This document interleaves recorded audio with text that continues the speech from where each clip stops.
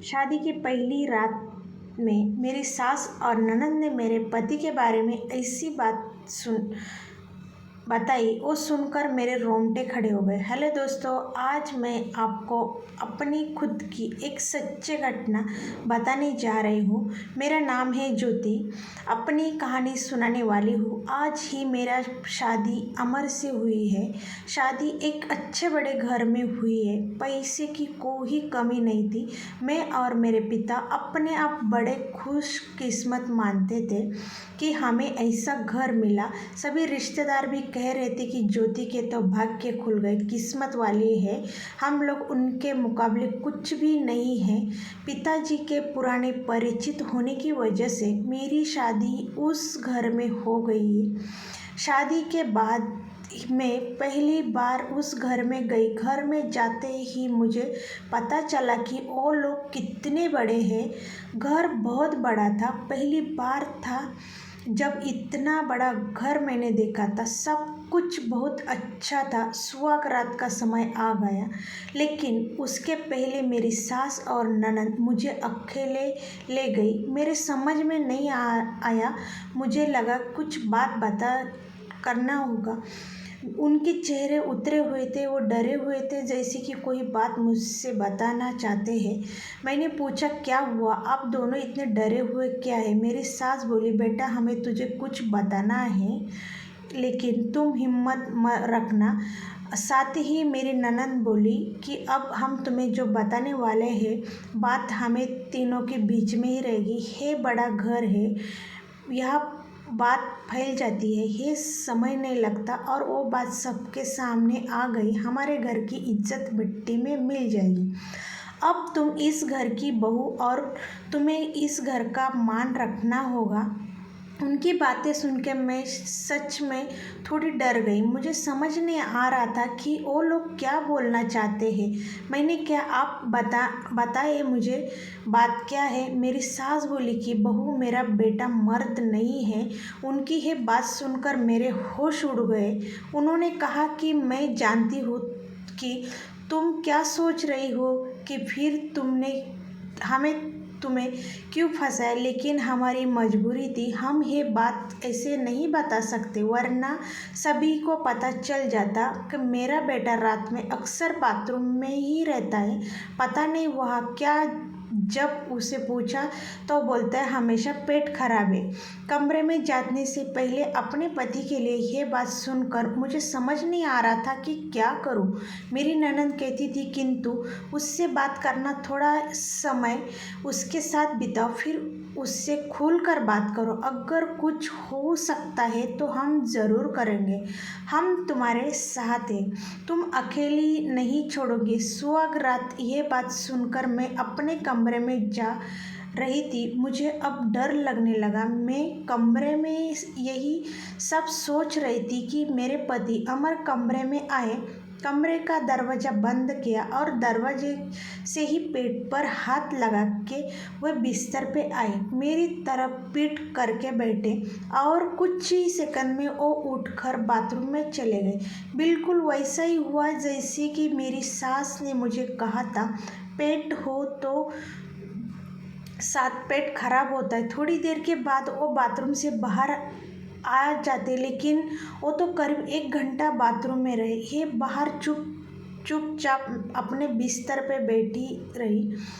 उन्हें मैंने आवाज़ भी नहीं दिया। बस यही सब सोचते सोचते बिस्तर पे लेट गई। करीब 2 घंटे बाद बाथरूम से निकले।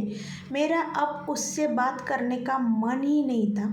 मुझे लगा कि मेरे साथ धोखा किया है। वो भी चुपचाप अपने बिस्तर पे एक ही साइड में जाकर सो गए। सुबह से अपने आप को बहुत खुशकिस्मत मान रही थी और रात होते होते अपनी किस्मत को कोसने लगी।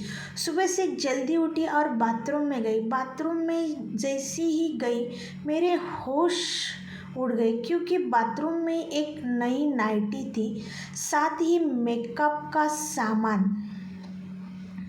और यह सब क्या था मुझे समझ नहीं आ रहा था। एक ऐसी इंसान से मेरी शादी क्यों करवा दी।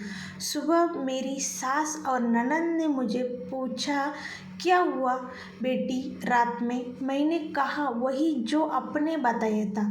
हे कहकर मैं रोने लगी।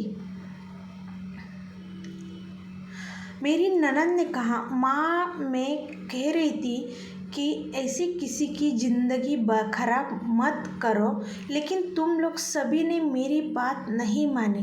अब क्या करें, ऐसे ही घुट घुट कर यहाँ रहेगी। या मेरी सास बोली कि बेटा तू जो भी फैसला लेगी हम तेरे साथ हैं, लेकिन मुझे ये वचन दे देना कि ये राज किसी को नहीं बताएगी।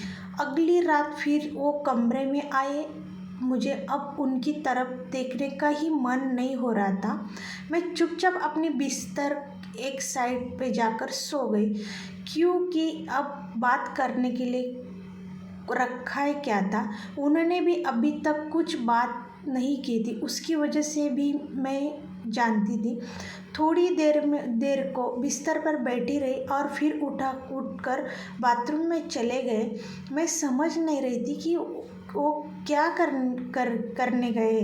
थोड़ी देर के बाद बाथरूम से चीज़ें गिरने की आवाज़ आने लगी। कुछ टूटने की थोड़ी सी बाद आवाज़ रुकी और फिर जल्दी में बाथरूम से बाहर आ गई। आकर बिस्तर पर सो गए। हमारे बीच कोई बात नहीं हो रही थी। मैं तो ये सोच कर ही क्या करूं, यही सब सोचते सोचते नींद आ गई। सुबह जल्दी उठी और फिर से बाथरूम में गई, लेकिन इस बार बाथरूम में जब गई तो सब कुछ बिखरा हुआ था।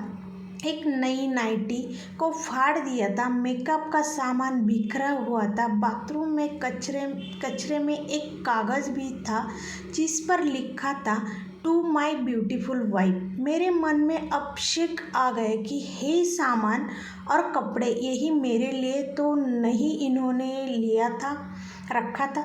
लेकिन फिर मैंने सोचा, मेरी सास और ननद मुझसे झूठ क्यों बोलेगी। अभी मैंने उनसे कुछ बात नहीं की। सुबह मेरी सास और ननद फिर से मुझसे सहानुभूति जता रही थी। मुझे उनकी बातों से लग रहा था कि वो चाहती है कि मैं अमर को छोड़कर घर से चली जाऊं। अब मेरी सास और ननद पर शक हुआ। मैंने घर की पुरानी नौकरानी से बात की। मैंने बातों बातों में उससे पूछा कि अमर कैसे है। वो बोली कि वो तो बहुत सीधे हैं। उनकी माँ और बहन को तो चाहती थी उनकी शादी उनके बहन के पति के रिश्तेदारों में से हो, लेकिन बहन और माँ तो बहुत कोशिश की, लेकिन उसके पिता नहीं माने और उनके दोस्तों के परिचित यानी कि आपकी शादी करवा दी।